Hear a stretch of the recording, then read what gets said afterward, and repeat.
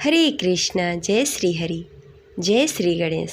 सत्यनारायण भगवान की जय। आज पूर्णिमा के दिन सुनेंगे श्री सत्यनारायण व्रत कथा। तो प्रेम से बोलिए सत्यनारायण भगवान की जय। जय श्री हरि। एक समय की बात है, नैमिषारण्य तीर्थ में सैनिक आदि 88,000 ऋषियों ने श्री सूत जी से पूछा, हे प्रभु, इस कलयुग में वेद विद्या रहित मनुष्य को प्रभु शक्ति किस प्रकार मिल सकती है तथा उसका उद्धार कैसे होगा? हे मुनि श्रेष्ठ, कोई ऐसा तप बताएं जिससे थोड़े समय में ही पुण्य मिले और मनवांछित फल की प्राप्ति हो। इस प्रकार की कथा सुनने की हम इच्छा रखते हैं। सर्वशास्त्रों के ज्ञाता श्री सूत जी बोले, हे वैष्णव पूज्य, आप सभी ने प्राणियों के हित की बात पूछी है, इसलिए मैं एक ऐसे श्रेष्ठ व्रत को आप लोगों को बताऊंगा जिसे नारद जी ने लक्ष्मी नारायण से पूछा था और लक्ष्मीपति ने मुनि श्रेष्ठ नारद जी से कहा था। आप इसे ध्यानपूर्वक सुनिए। एक समय की बात है, योगी राज नारद जी दूसरे के हित की इच्छा के लिए अनेकों लोकों में घूमते हुए मृत्यु लोक में आ पहुँचे। यहाँ उन्होंने अनेक योनियों में जन्मे प्रायः सभी मनुष्यों को अपने कर्मों द्वारा अनेक दुखों से पीड़ित देखा। उनका दुख देखकर नारद जी सोचने लगे, कैसा यत्न किया जाए जिसके करने से निश्चित रूप से मानव के दुख का अंत हो जाए। इस विचार पर मनन करते हुए वह विष्णु लोक में गए। वहाँ वह देवों के इष्ट भगवान नारायण की स्तुति करने लगे, जिनके हाथों में शंख चक्र गदा और पद्म थे। गले में वरमाला पहने हुए थे। स्तुति करते हुए नारद जी बोले, हे भगवान, आप अत्यंत शक्ति से संपन्न हैं। मन तथा वाणी भी आपको नहीं पा सकती है। आपका आदि मध्य और अंत नहीं है। निर्गुण स्वरूप सदृश्य के कारण भक्तों के दुख को दूर करने वाले आपको मेरा नमस्कार है। नारद जी की स्तुति सुनकर भगवान विष्णु बोले, हे मुनि श्रेष्ठ, आपके मन में क्या बात है? आप किस काम के लिए पधारे हैं? उसे निसंकोच कहिए। इस पर नारद जी बोले, हे प्रभु, मृत्यु लोक में अनेक योनियों में जन्मे मनुष्य अपने कर्मों द्वारा अनेक दुखों से दुखी हो रहे हैं। हे नाथ, आप मुझ पर दया रखते हैं, तो आप बताइए कि वो मनुष्य थोड़े प्रयास से अपने दुखों से कैसे छुटकारा पा सकते हैं। श्री हरि बोले, हे नारद, मनुष्यों की भलाई के लिए तुमने बहुत अच्छी बात पूछी है। जिसके करने से मनुष्य मोह से छूट जाता है, वह बात मैं तुमसे कहता हूँ, उसे सुनो। स्वर्गलोक और मृत्युलोक दोनों में एक दुर्लभ उत्तम व्रत है जो पुण्य देने वाला है। आज प्रेमवश होकर मैं तुमसे कहता हूँ, ध्यानपूर्वक सुनो। श्री सत्यनारायण भगवान का यह व्रत अच्छी तरह विधि विधान पूर्वक करने से मनुष्य तुरंत ही यहाँ सुख भोग कर मरने पर मोक्ष पाता है। श्री हरि की वचन सुनकर नारद जी बोले कि उस व्रत का क्या फल है और उसका विधान क्या है? यह व्रत किसने किया था? इस व्रत को किस दिन करना चाहिए? सभी कुछ विस्तार पूर्वक बताइए। नारद जी की बात सुनकर श्री हरि बोले, दुख व शोक को दूर करने वाला यह व्रत सभी स्थानों पर विजय दिलाने वाला है।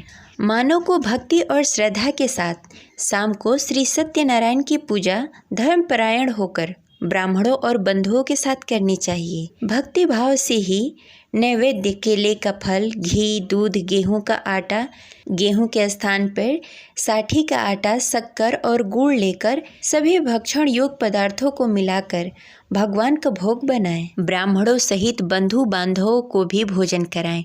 इसके बाद स्वयं भोजन करें। भजन कीर्तन के साथ भगवान के भक्ति में लीन हो जाएं।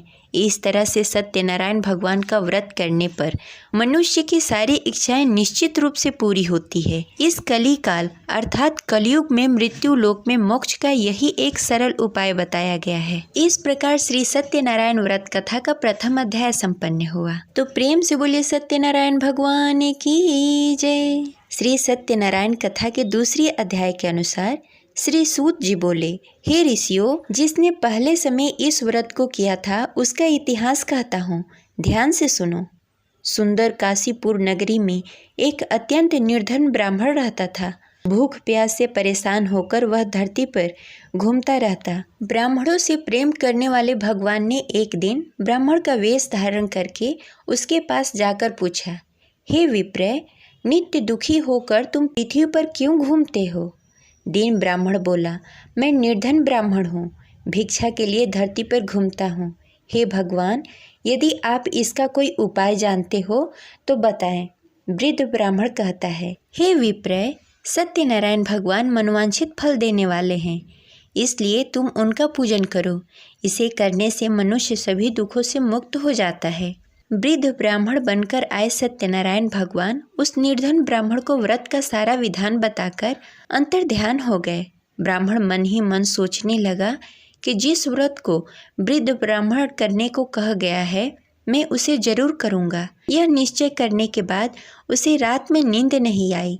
वह सवेरे उठकर सत्यनारायण भगवान के व्रत का निश्चय कर भिक्षा के लिए निकल चला। उस दिन निर्धन ब्राह्मण को भिक्षा में बहुत धन मिला, जिससे उसे बंधु बांधवों के साथ मिलकर श्री सत्यनारायण भगवान का व्रत संपन्न किया। भगवान सत्यनारायण का व्रत संपन्न करने के बाद वह निर्धन ब्राह्मण सभी दुखों से छूट गया। हर माह इस व्रत को करने लगा। इस तरह से सत्यनारायण भगवान के इस व्रत उसी समय से जो मनुष्य करेगा वह सभी प्रकार के पापों से छूटकर मोक्ष को प्राप्त होगा और सभी दुखों से मुक्त हो जाएगा। श्री सूत जी बोले कि इस तरह से नारद जी से नारायण जी का कहा हुआ श्री सत्यनारायण व्रत को मैंने तुमसे कहा। हे विप्रो, मैं अब और क्या कहूँ।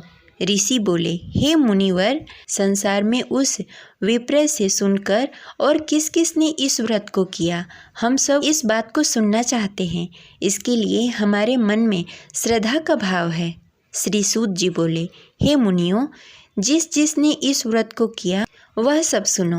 एक समय वही विप्र धन और ऐश्वर्य के अनुसार अपने बंधु बांधवों के साथ इस व्रत को करने को तैयार हुआ। उसी समय एक लकड़ी बेचने वाला बूढ़ा आदमी आया और लकड़ियां बाहर रखकर अंदर ब्राह्मण के घर में आ गया। प्यास से दुखी वह लकड़हारा उसको व्रत करते देख विप्र को नमस्कार कर पूछने लगा कि आप यह क्या कर रहे हैं तथा इसे करने से क्या फल मिलेगा, कृपया करके मुझे बताइए। ब्राह्मण ने कहा कि सब मनोकामनाओं को पूरा करने वाला यह सत्यनारायण भगवान का व्रत है। इनकी कृपा से ही मेरा घर धन्य धान्य आदि से भरा हुआ है। विप्र से सत्यनारायण व्रत के बारे में जानकर लकड़हारा बहुत प्रसन्न हुआ। चरणामृत लेकर वह प्रसाद खाने के बाद वह अपने घर गया। लकड़हारे ने अपने मन में संकल्प लिया कि आज लकड़ी बेचकर जो धन मिलेगा उसी से श्री सत्यनारायण भगवान का उत्तम व्रत करूँगा। मन में इस विचार को लेकर बूढ़ा आदमी सिर पर लकड़ियाँ रखकर नगर में बेचने गया। जहाँ धनी लोग ज़्यादा रहते थे, उस नगर में उसे अपनी लकड़ियों का दाम पहले से 4 गुना अधिक मिला। बूढ़ा व्यक्ति प्रसन्नता के साथ दान लेकर केले, शक्कर, घी, दूध, दही और गेहूं का आटा लेकर श्री सत्यनारायण भगवान के व्रत की अन्य सामग्री लेकर अपने घर को गया। वहां उसने अपने बंधु बांधवों को बुलाकर विधि विधान से श्री सत्यनारायण भगवान का पूजन और व्रत किया। इस व्रत के प्रभाव से वह बूढ़ा लकड़हारा धन, पुत्र आदि से युक्त होकर संसार के समस्त सुख भोगकर अंतकाल में बैकुंठ धाम को चला गया। इस प्रकार श्री सत्यनारायण कथा के दूसरी अध्याय संपन्न हुई। तो प्रेम से बोली श्री सत्यनारायण भगवान की जय। सत्यनारायण व्रत कथा के तीसरी अध्याय के अनुसार श्री सूत जी बोले, हे मुनि श्रेष्ठो, अब आगे की कथा कहता हूँ। पहले समय में उल्कामुख नामक एक बुद्धिमान राजा था। वह सत्यवक्ता और जितेंद्रिय था। प्रतिदिन देव स्थान पर जाकर और निर्धनों को धन देकर उसके कष्ट दूर करता था। उसकी पत्नी कमल के समान मुख वाली तथा सती सावित्री थी। भद्रशिला नदी के तट पर दोनों ने श्री सत्यनारायण भगवान का व्रत किया। उसी समय साधु नाम का एक वैश्य आया। उसके पास व्यापार करने के लिए बहुत सारा धन भी था। राजा को व्रत करते देखकर वह विनय के साथ पूछने लगा, हे राजन, भक्ति भाव से पूर्ण होकर आप यह क्या कर रहे हैं? मैं सुनने के लिए इच्छुक हूँ, आप मुझे बताइए। राजा बोला, हे साधु, अपने बंधु बांधवों के साथ पुत्रादि आदि प्राप्ति के लिए यह महाशक्तिशाली श्री सत्यनारायण भगवान का व्रत और पूजन कर रहा हूँ। राजा के वचन सुनकर साधु आदर के साथ बोला, हे राजन, मुझे इस व्रत का सारा विधान कहिए। आपके कथानुसार मैं भी इस व्रत को करूँगा। मेरी भी संतान नहीं है और इस व्रत को करने से निश्चित रूप से मुझे संतान की प्राप्ति होगी। राजा से सारा व्रत का विधान सुनकर व्यापार से निवृत्त होकर वह अपने घर गया। साधु वैश्य ने अपने पत्नी को संतान देने वाला इस व्रत का वर्णन कहकर सुनाया और कहा कि जब मेरी संतान होगी तब मैं इस व्रत को करूँगा। साधु ने इस तरह से वचन कर अपनी पत्नी लीलावती से कही। एक दिन लीलावती पति के साथ आनंदित हो संसारिक धर्म में पवित्र होकर श्री सत्यनारायण भगवान की कृपा से गर्भवती हुई। 10वें महीने में उसके गर्भ से एक सुंदर कन्या ने जन्म लिया। दिनों दिन वह ऐसे बढ़ने लगी जैसे शुक्ल पक्ष का चंद्रमा बढ़ता है। माता पिता ने अपनी कन्या का नाम कलावती रखा। एक दिन लीलावती ने मीठे शब्दों में अपने पति को याद दिलाया कि उसने सत्यनारायण भगवान के जिस व्रत को करने का संकल्प लिया था उसे करने का समय आ गया है। आप इस व्रत को करिए। साधु बोला कि हे प्रिय, इस व्रत को मैं उसके विवाह पर करूँगा। इस प्रकार अपनी पत्नी को आश्वासन देकर वह नगर को चला गया। कलावती पिता के घर में रहकर दिनों दिन बड़ी होने लगी। साधु ने एक बार अपनी कन्या को अपने नगर की सखियों के साथ खेलते हुए देखा तो तुरंत ही दूत को बुलाया और कहा कि मेरी कन्या योग वर देखकर आओ। साधु की बात सुनकर दूत कंचन वन में पहुंचा। वहां अच्छी तरह से देख सुनकर लड़की के सुयोग वाड़िक पुत्र को ले आया। सुयोग लड़के को देखकर साधु ने बंधु बांधवों को बुलाकर अपनी पुत्री का विवाह कर दिया। लेकिन दुर्भाग्य की बात यह है कि साधु ने अभी भी श्री सत्यनारायण भगवान का व्रत नहीं किया। इस पर श्री भगवान क्रोधित हो गए और श्राप दिया कि साधु अत्यधिक दुख से मिले। अपने कार्य में कुशल साधु बनिया जमाई को लेकर समुद्र के पास स्थित होकर रत्नसारपुर नगर में गया। वहां जाकर दामाद और ससुर दोनों ने मिलकर चंद्रकेतु राजा के नगर में व्यापार करने लगे। एक दिन भगवान श्री सत्यनारायण की माया से एक चोर राजा के घर राजा का धन चुराकर भाग गया। उसने राजा के सिपाहियों को अपना पीछा करते देख चुराया हुआ धन वहां रख दिया जहां साधु अपने जमाई के साथ ठहरा हुआ था। राजा के सिपाहियों ने साधु वैश्य के पास राजा का धन पड़ा देखा तो वह ससुर और जमाई दोनों को बांधकर प्रसन्नता से राजा के पास ले गए और कहा कि उन दोनों चोरों को हम पकड़ लाए हैं, आप आगे की कार्रवाई की आज्ञा दीजिए। राजा की आज्ञा से उन दोनों को कठिन कारावास में डाल दिया गया और उसका सारा धन भी उससे छीन लिया गया। श्री सत्यनारायण भगवान के श्राप से साधु की पत्नी भी बहुत दुखी हुई। घर में भी धन सारा खत्म हो गया। उसे चोर चुरा ले गए। शारीरिक तथा मानसिक पीड़ा और भूख प्यास से अति दुखी होकर अन्न की चिंता में कलावती एक ब्राह्मण के घर गई। वहां उसने श्री सत्यनारायण भगवान का व्रत होते हुए देखा। फिर कथा भी सुनी। वह प्रसाद ग्रहण कर रात को घर वापस आई। माँ ने कलावती से पूछा कि हे पुत्री, अब तक तुम कहाँ थी? तेरे मन में क्या है? कलावती ने अपनी माँ से कहा कि हे माँ, मैंने एक ब्राह्मण के घर श्री सत्यनारायण भगवान का व्रत देखा। कन्या के वचन सुनकर लीलावती भगवान के पूजन की तैयारी करने लगी। लीलावती ने परिवार और बंधुओं सहित श्री सत्यनारायण भगवान का पूजन किया और उससे वर मांगा कि मेरे पति और जमाई शीघ्र घर आ जाएं। साथ ही यह भी प्रार्थना की कि हम सबके अपराध को क्षमा कीजिए। श्री सत्यनारायण भगवान इस व्रत से संतुष्ट हो गए और राजा चंद्रकेतु के सपने में दर्शन देकर कहा कि हे राजन, तुम उन दोनों वैश्यों को छोड़ दो और तुमने जो उसका धन लिया है उसे वापस कर दो। अगर तुमने ऐसा नहीं किया तो मैं तुम्हारा धन, राज्य, संतान सभी को नष्ट कर दूंगा। राजा को यह सब कहकर भगवान अंतर ध्यान हो गए। प्रातःकाल सभा में राजा ने अपना सारा सपना सबको सुनाया। फिर बोले कि वड़िक पुत्रों को कैद से मुक्त कर सभा में लाओ। दोनों ने आते ही राजा को प्रणाम किया। राजा मीठी वाणी में बोला कि हे महानुभाव, भाग्यवश ऐसा कठिन दुख तुम्हें प्राप्त हुआ है, लेकिन अब तुम्हें कोई भय नहीं है। ऐसा कहकर राजा ने उन दोनों को नए वस्त्र आभूषण भी पहनाए और जितना धन उनका लिया था उसे दुगना धन वापस कर दिया। दोनों वैसे अपने घर को चले गए। इस प्रकार सत्यनारायण व्रत कथा की तीसरी अध्याय संपन्न हुई। तो प्रेम से बोलिए भगवान सत्यनारायण की जय। सत्यनारायण कथा के चौथे अध्याय के अनुसार सूत जी बोले, वैश्य ने मंगलाचार कर अपनी यात्रा प्रारंभ की और अपने घर की ओर चल पड़ा। उसके थोड़ी दूर जाने के बाद एक दंडी वेशधारी श्री सत्यनारायण ने उससे पूछा, हे साधु, तेरे नाव में क्या है? अभिवाड़िक वड़िक हंसता हुआ बोला, हे दंडी, आप क्यों पूछते हैं? क्या धन लेने की इच्छा है? मेरे नाव में तो बेल और पत्ते भरे हुए हैं। वैश्य के कठोर वचन सुनकर भगवान बोले, तुम्हारा वचन सत्य हो। दंडी ऐसे वचन कह वहाँ से दूर चले गए। कुछ दूर जाकर समुद्र के किनारे बैठ गए। दंडी के जाने के बाद साधु वैश्य ने नित्य क्रिया के पश्चात नाव को ऊंची उठते देखकर अचंभा माना और नाव में बेल पत्ते आदि देखकर मूर्छित होकर जमीन पर गिर पड़ा। मूर्छा खुलने पर वह अत्यंत शोक में डूब गया।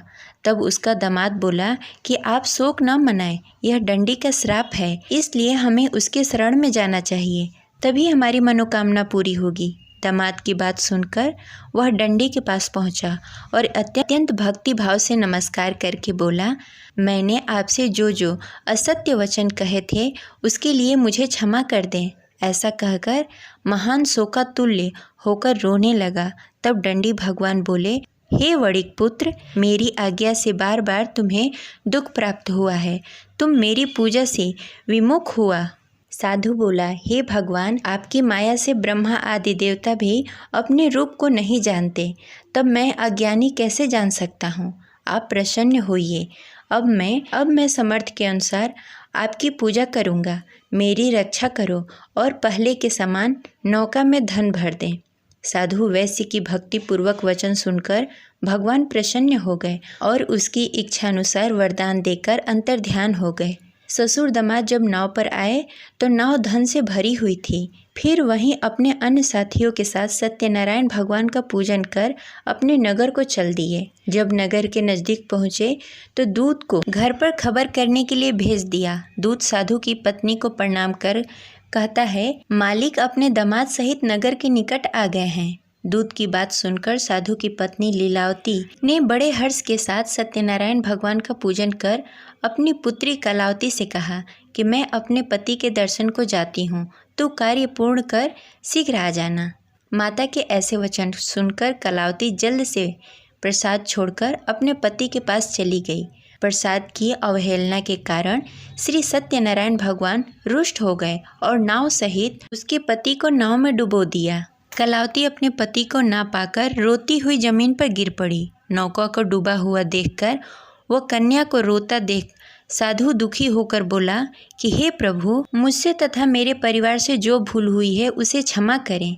साधु की दीन वचन सुनकर श्री सत्यनारायण भगवान प्रसन्न हो गए और आकाशवाणी हुई, हे साधु, तेरी कन्या मेरी प्रसाद को छोड़कर आई है, इसलिए उसका पति अदृश्य हो गया है। यदि घर जाकर प्रसाद खाकर लौटती है तो उसे उसका पति अवश्य मिलेगा।